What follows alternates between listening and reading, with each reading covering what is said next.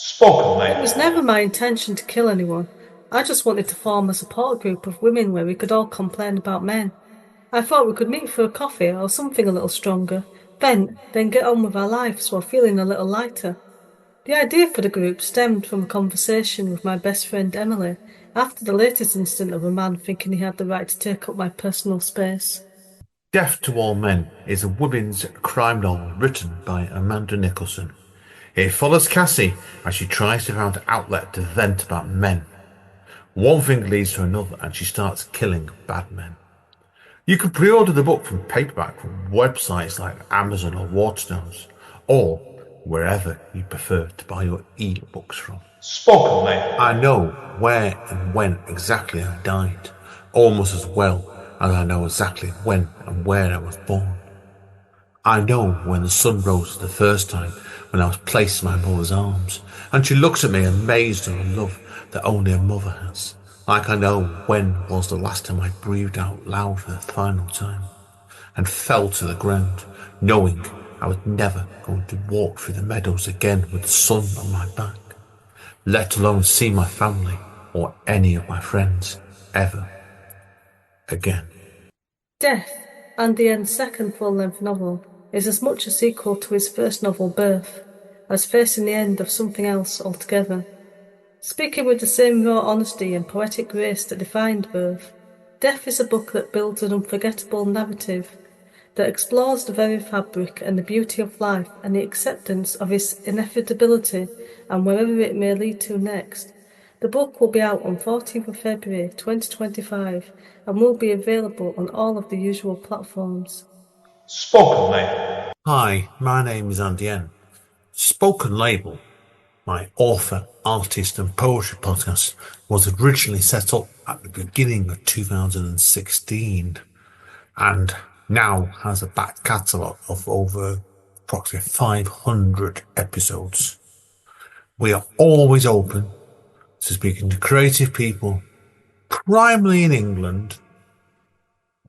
We will obviously go beyond that to Europe, maybe countries beyond that even for the right sort of guest. Check out our back catalogue. It's available on all the usual networks, including Apple, Spotify, YouTube, Instagram, you name it, we're pretty well on there. And I'm always open to submissions through my email address, which is aen1mpo at yahoo.co.uk.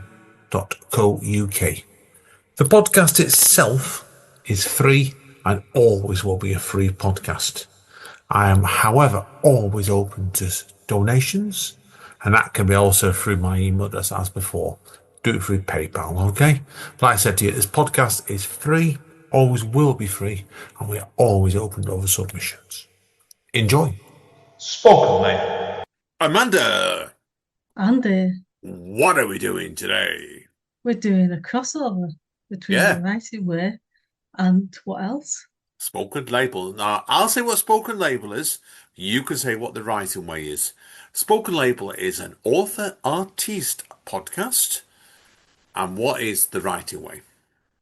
The writing way is a podcast where we talk about writing, strangely enough. Hmm. Yeah, we're doing this as a crossover today, folks. There's a couple of reasons, really, but I'll let Amanda explain why.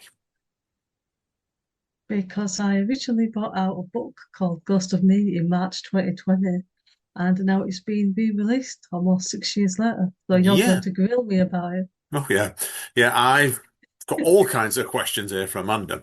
I'm doing this on, 'cause I didn't want this to be a normal spoken label podcast. People would have heard Amanda on spoken label several times now recently, one way or another. So I've actually I've got 20, well, 18 odd questions here. And some of these are really deep, hard questions. So let's see how Amanda goes. Now, obviously, Amanda, first of all, for people who don't know you, you better give people a good bit of a recap about who you are as a creative person. Apart from being my wife, of course. Okay, so I started publishing books in 2014 as Amanda Steele because that was my name back then. So obviously that's a name I would use. And I've brought out 9 novels and God knows how many shorter books. I've lost count. Can't keep up with you, can't see. If people are backtracking with Amanda, they've seen it either under Amanda Nicholson, Amanda Steele. What caused me the confusion was looking back at Amanda now is the 12 challenges in 12 months thing where you try to clear your desk There's drawers. 12 projects in 12 months, and I had Could, like loads of unfinished projects. So a lot of them were shorter books, and I was releasing one thing each month. yeah, I couldn't do that pace. Never have been able to do that No, pace. I couldn't do that again. I don't know where that came from, but it's gone now. Yeah. We'll come on to future stuff in a minute, in a bit anyway. But now you've obviously told us already about this is obviously talking about the reissue of Ghost of Me, which we need to state first of all is that is as Amanda Steele, not Yeah. Amanda Nicholson, right? Yeah, it Now, makes sense to keep the name that I published it under at the time, so people don't think it's a different book and buy the same book a second time. yeah, no, that makes sense. Now, first of all, obviously, what has made you now feel like it's the right moment to bring Ghost of Me back to the world? I think I wanted to last year, but obviously I got distracted with my other book, which is called Death to All Men. So I was spending a lot of time focusing on that. And then I somehow managed to get into writing a romance novella. So that had to come out at Christmas because it was set at Christmas. So then I had to leave at least a few months, really. I can't like bring a book out every week. I mean, what's the word? Been there, done it. Right, so. That was every month though, not every week. Exactly, exactly. So, no, like I said, but yeah, now, obviously, now I know obviously the book itself has been revised slightly, but when you revised the manuscript, obviously, it goes to me for the reissue. What surprised you the most looking back at the book, either in the writing or in who you were when you first wrote it? Because we look back at that book now, that was done at the end of 2019, wasn't it? Was my memory correct there? I finished it, I think, about the middle of 2019, because then I had a big run up and had it on pre order for about 6 months because I'd read that was a good way to sort of build up the marketing. And it was actually going really well until a certain thing happened in March 2020, which we're probably best steering away from, but I'm sure most people can guess. Yeah. That's a good way of putting it. Yeah, because if you look at the book, if it had been released in a normal year, it's worth telling people, obviously, like I said to you, in a normal year, I think it looked like at the time you were going to do really well with it at the time, weren't you? I was getting pre orders from bookshops in America, which I've Yeah, never had before. or since. You keep Or telling me. since, yeah. Yeah.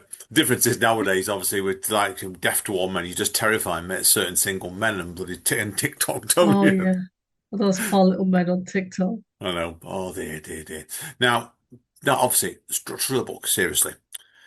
The prologue of the book has been a running joke between both of us, what, since you first did it. But it is a gripping, frightening introduction to the book. I think it is also very different to what comes later in the book. I know, obviously, it was wrote later on, but what made you want to start the book with this? I can't remember how I got into writing prologues, but because my tutor of one of my creative writing courses was basically saying, don't write a prologue because nobody knows how to write one, so it's better off just not writing it. And I ended up writing it at some point and thinking, well, I'm going to write it from a different point of view of the killer. And obviously, when I started writing the book, I didn't really know when it was going to get some rough ideas, but I didn't actually know who the killer was until halfway through. Oh, that's interesting. That's interesting. So, well, obviously, not going to reveal who the killer wasn't. But The prologue doesn't give it away either. But yeah, it no, gives some just little hints, but that's it. now, I know when you wrote the prologue, and the thing is, the prologue does stand out. It's a terrifying first start to the book, this. Obviously, at the time, you wrote the prologue much later on, didn't you? You didn't start it off writing the prologue at the beginning. No, it was the last thing that I wrote. Oh, was it really? Oh, wow. Yeah, after I'd completed the book. And it was kind of a Uh, last minute thing. It was probably in about a week before I sent it for pre-order. And I oh, was thought, it? you know Oh, what, I'm going wow. to do this prologue. Didn't know that. Did not know that. So it's like, good grief, 1,000. So what was the decision then, obviously, with this, looking at this in the writing wave process as much as spoken label then? what made you actually want to actually go and do it then? Because like you must have been looking at it and you must have felt the manuscript needed that extra edge. Is that correct then? It was probably just one of those random ideas that comes to me at 3 o'clock in the morning that sometimes is good and sometimes isn't good. And I think it was good because it freaked a few people out, but in a good way. And Yeah, I I know. even made a sale of it at Speakeasy when I read a bit out. And I can't even remember who the guy was. He hasn't been back since, so I don't know if that's good or bad. He's probably still in the mental hospital, Amanda, after you succeeded in terrifying him, right? Yeah, I'm Yeah, full of remember. People wonder that was what? That must have been just before we went to lockdown then, wasn't it? Was it the end of it in the was, yeah. yeah, It was a 2020? pre-order copy, so it was before it was officially out. It must be end of I had a 2019. few Good God. copies on me. Good God, that was a long time ago. Good grief for that. Yeah, it shows you really, like I say, it's how what impact that sort of thing could make. Do you think then, perhaps in the future, if you were ever to write another sort of book in this world, could you actually see yourself doing the book straight from the killer's eyes, which was the prologue? No, I don't think so. I think you see a little bit of the killer further along the book, and I think that's enough. He's very sick and twisted. Rather, rather, that's a good way of putting it, that. So, now, obviously, in the book itself, then, is there a character in the book that you start when the book started off? It actually ended up being radically different to the way you designed him to be originally. I had the idea that Sarah might get together with Steve, who's the guy that can see ghosts. But when they first met and the relationship as they went along, it became obvious that it wasn't going to end up being that way. And it was for platonic. And even though they started to like each other as friends, that's all it ever was going to be. You do realise, don't you? We know a friend that calls me Stephen and calls you Sarah. I know. There's And that foreshadowing because I didn't know him then. yeah, so neither I wish I didn't either. Anyway, let's move on with that one now. Yeah, now looking back at the book, obviously, what 6 years later now, did the book surprise you when you were looking back at it now?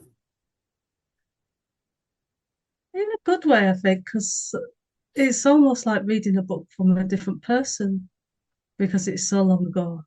I know how it all goes, but reading it like page by page rather than just thinking like a synopsis with all the little details missed out. It's just like I really enjoyed it. I know that sounds a bit conceited, but I just like, oh, I miss those characters kind of thing. I like how they used to get along with each other and how this one used to get annoyed by what that one was doing. Now, obviously, the book itself, like I said, for the time distance in it is like, did you find when you look back at it now when you're doing the re-edits here, did you actually find like you're looking at a different writer or just because obviously you've Well, done technically, it so is a much, different writer. yeah. Well, It's I meant Amanda knowing the Steele. name. I'm knowing the name. I'm on about your writings. You've jumped through so many hoops in the last couple of years. Obviously, people know that we're married for the last 4.5 years. But like have you found it's been a very different sort? Do you find your journey has led you in a very different direction to what from when that book was? I think it's different in some ways, but it's sort of similar in others. Like it's more paranormal with the ghost and sort of supernatural experiences. But then when I did Ghost of Me, it's sort of in that line thing, but it's more realistic. Yeah, I think it's a grounded sort of horror book, this really, John. You definitely. What sort of emotional or psychological space were you writing from at the time? Do you remember? I started writing it a few years before I actually ended up completing it Oh, because didn't know that. it was quite a few years, it might have been before I met you actually. I had like maybe 2 or 3 chapters, but they were very short. I didn't know that. And then I'd just abandoned it. And then when I was doing my creative writing MA, I went back to it. I did not. I knew So about it the knew sort about of a the different MA. time period I seemingly. didn't know that. Well, so now obviously people are wondering with the book itself, it blends the supernatural, I said before, with a very grounded human experience. Obviously, you're mixing a couple of genres here with this. But how did you balance these elements without one overwhelming the other? Was it quite hard to do that? I didn't really think about it. I just try and think of things as if they're real, but how they would fit into this world that we're in. Yeah, no, it makes sense. It makes sense. It's, you wrote by instinct a lot of time. That's good writing skills anyway to show that. Was there any scenes or characters that were particularly difficult or even unexpectedly easy to write? And you can answer this one without giving too many big spoilers away.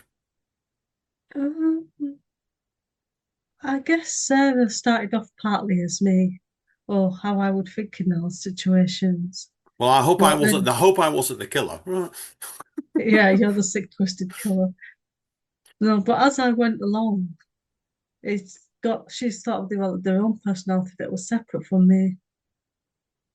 But Yeah. she was still quite easy to write. I felt very close to her as I was writing them. Where did the inspiration for the other characters come from, Stephen, then? How did he develop in the book then? Did he start off quite differently then, did he, and change? I think that Stephen was going to be like a male version of Ghost Whisperer, but then he ended up being someone that's sort of drinking himself into oblivion because he doesn't want to see ghosts and he was much grouchy. He was grouchy, as I show in the book, so. And obviously, I'm not going to give a name anything away about the killer, but was the killer always going to be the killer when you knew who it was halfway through the book? Did you have any other sort of ideas earlier in the book I who it was going leaned to be? towards having a partner, the fiance she was going to get married to. I leaned towards him being the killer. Spoilers, of course, now that means he might have ended up being the No. killer. You might have changed your mind again later in the book. Yeah, who knows? I know, so it's how long did it take you to get the book completed then? And not including the initial couple of chapters that I Yeah. wrote and then just left. Probably about 8 months in total when I went back to it and then including all the editing. Because I had 7 weeks where I was at a job in Oldham packing toys. Oh, And well, it was that point, had wasn't to it? Yeah. leave. Yeah, I had to leave for home at about 4, 6 in the morning. And depending on whether the bus is, I could be back any time between 7 o'clock at night and 9 o'clock at night. Was that So when you the were? only time I was getting to work on that was on the bus to work, on the bus from work, and at lunchtime because we had an hour's lunch, which I hated because I'd rather just have half an hour and finish half an hour later, earlier. Sorry. Earlier, I mean, yeah. Yeah. So we at that point you were doing college course, weren't you, as well? Am I imagining Yeah, I things? was doing that as well. That's the other thing that I would do on the bus and at lunchtime. I'd sort of alternate between the two. And again, I look back at it and I don't know how I was doing all of that. Did you do much of the writing to and from work then, did you, at the time? I think it was more in the editing stages by that point. That's So hard I then. was printing things off and then marking it on paper and then finding it on the Word document at the weekend or something like that and then putting the changes into the Word document. Because like the people obviously worth knowing, it's worth knowing when you were out doing this job at the time, you had like technically it should have been a quite straightforward commute to and from work or ticket coming home, but the buses used to wrap up early, so you used to end up sometimes, was it one night you got back at 9 o'clock at night, didn't you? And left work at Yeah, 5. I Yeah, nearly didn't go back to work the next day. I remember that. Like it's like I look back at those days yourself like it you were doing like all this editing on the bus. I couldn't have done that sort of editing on the bus Yeah. like that because that's And then incredibly my difficult. coursework on top of it as well. Yeah. So I mean, like it's as writers in general, it's interesting process. Like, because I've got a tablet which I'm going to try and get back into using this next week too, and I've been known to like get crushed on the train and stuff, and or bus to work and write bits on there. But I've never been able to do the work on my novel on that sort of any of my novels on the train, public transport like that, or the level of editing that novels need. So, do you look back at that now yourself? You think yourself when you did all of that level of editing on the public transport there and back, did it actually influence any changes in it by the atmospherics in the bus? It was more just to do with picking out typos and inconsistencies and things rather than changing like the whole storylines and side plots and things. Yeah, no, I get you. I get you. That's interesting. So, now a couple of general questions here and now. If Ghost to Me had a soundtrack, what three songs would absolutely have to be on the soundtrack? Oh God, I don't know. See, I told you. I can't think of any songs at all now. Can we have Highway to Hell? How about Echo and the Bunnymen? The Killing Moon. So anyway, well, if you're not a clue, move on from that. Okay. What about People Are Strange? Echo and the Bunnymen again, see? Writers are strange when we're together. I know. Okay. Dream casting. I asked you on this when you brought up Death to All Men last year. So who would be your two leads if you had any? You could pick anybody to do this. Shall I have Jensen Ackles as Steve? Of what? And Not Jarrard because as I think the he's anything like Jarrard him, as just because I you want know, him. I and want Jarrard as the him to. killer, and Jarrard as the killer. Right? Yeah, Now, who I would don't play? know who would play Sarah, to be honest. I can't think of Oh, it's anybody. yourself, isn't it? Listen, if you had the chance to Oh, be yeah, this, of course, yeah. if you She's had not going to be killed by Jared Padalecki. exactly, exactly. and So then, I know. and then Jensen Ackles helps me find him. See, sorted, right? So, okay. Obviously, after Ghost to Me, your next full-length novel was, of course, the charmingly titled Death to All Men. Do you look back at Ghost to Me now and see similarities between the two books? I'm talking about the different genres altogether, but do you think could you have wrote Death to All Men if you hadn't done Ghost to Me first? I don't know. I think they both got very sick, twisted men in it. No It's shit. just death to all. The only difference is death to all men. The women go around killing the sick, twisted men.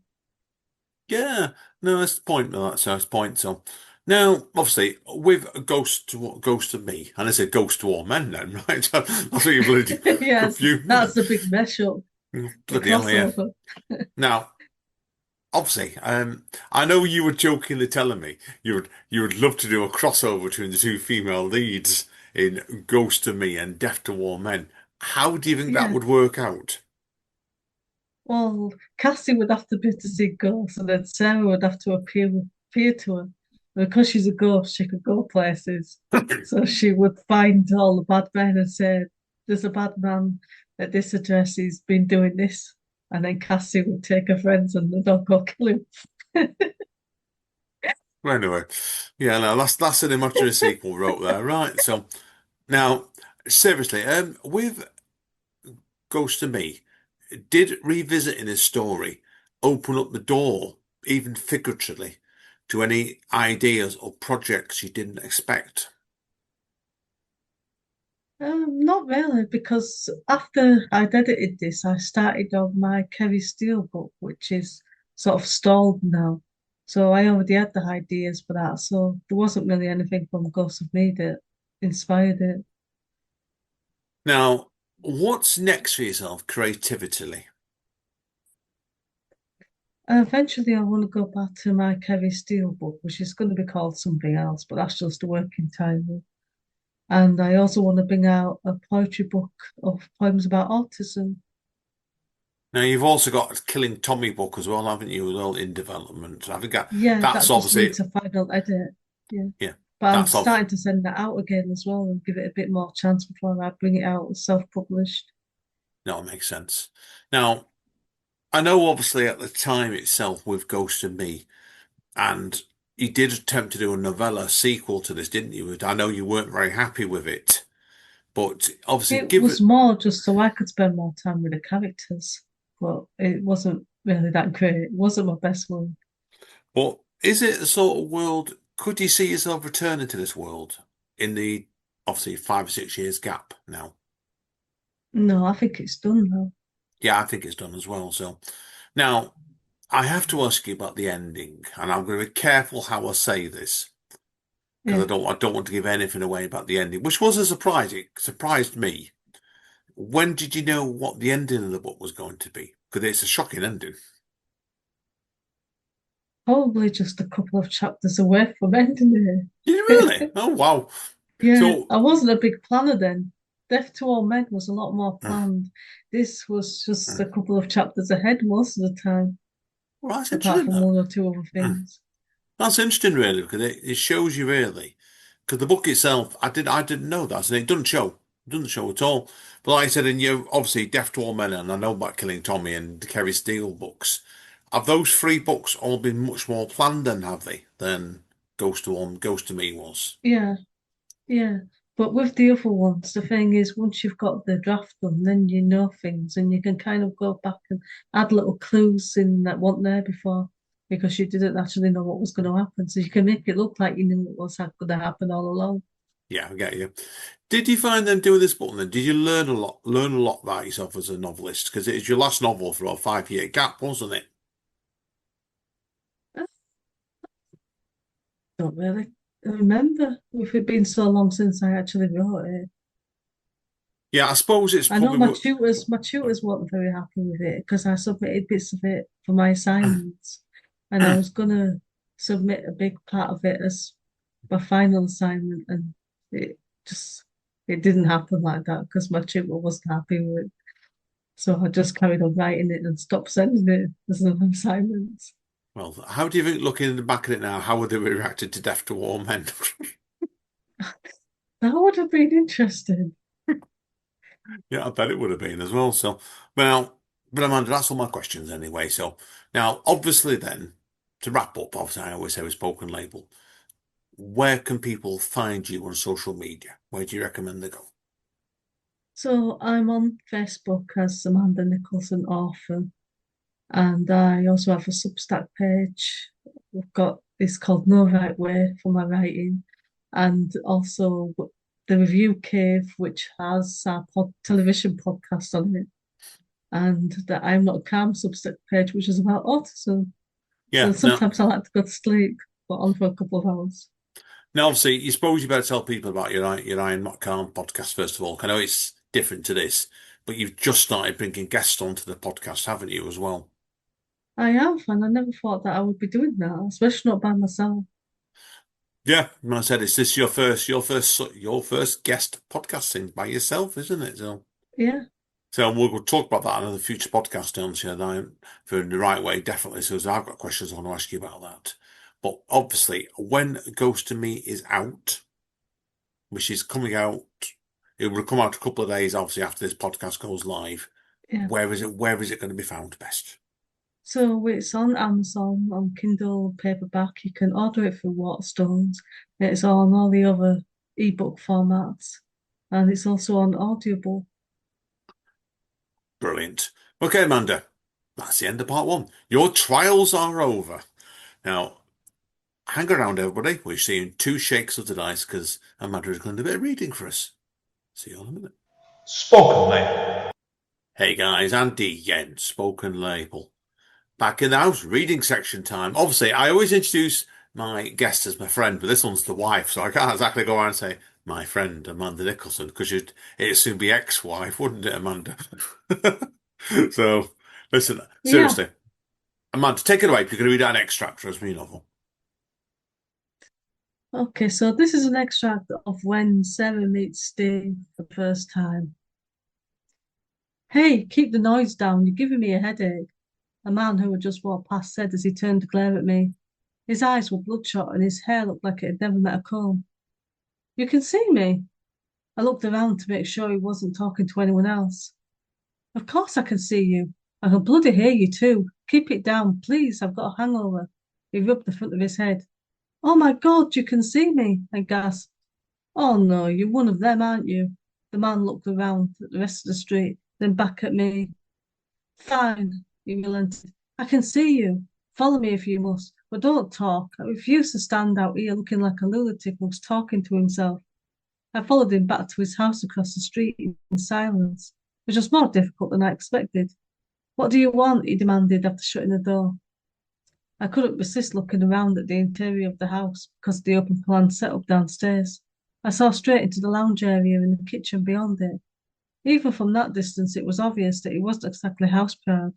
My sense of smell died with me, but my mind filled in the blanks, making me gag at the thought of excessive dust, stale unwashed dishes, and mold-ridden food from the overflowing bin.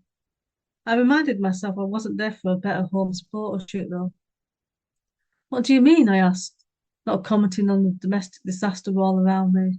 It wasn't easy, but being dead and unable to catch anything helped. If I was alive, I would have gotten out and had a week of continuous showers, possibly scribbling off all my skin and ending up bleeding to death. Death by excess scribbling or murder, which was worse. Well, you people always want something.